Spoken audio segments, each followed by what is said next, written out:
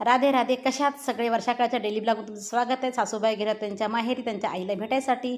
मग काय दोन्ही नाती त्यांच्या झोपलेल्या होत्या. नाती झोपल्या होत्या. मग दुपारी त्यांनी पौसला व्हिडिओ कॉल केला की मी पौसले वगैरे म्हणून. मग काय दोन्ही बायांनी नातीने त्यांच्या आजीला पाहिलं की लगेच त्यांचा प्रेमाचा सागर उफाळून आला.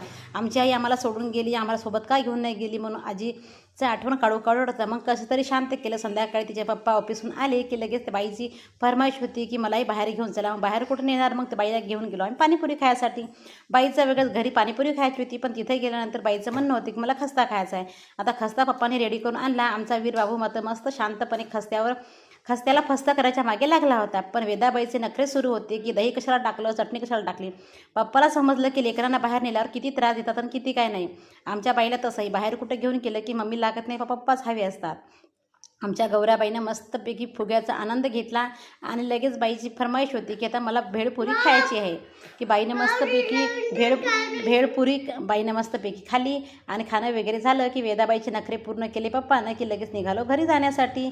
पाहू शकता मस्तपैकी इथं पाणीपुरी खाण्यासाठी खूप गर्दी होती. राजेश्वर मंदिराजवळ जे राजेश्वर स्टॉल आहे पाणीपुरी, तिथं आम्ही पाणीपुरी खायला गेलो होतो.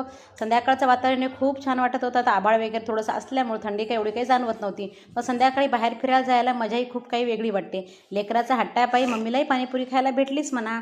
मग घरी आलं की काय थोडंसं जेवण वगैरे करायचं होतं. इडलीचं होतं तर इडली वगैरे थोडीशी लावून दिली आणि थोडंसं काहीतरी खाऊन घेऊ म्हटलं.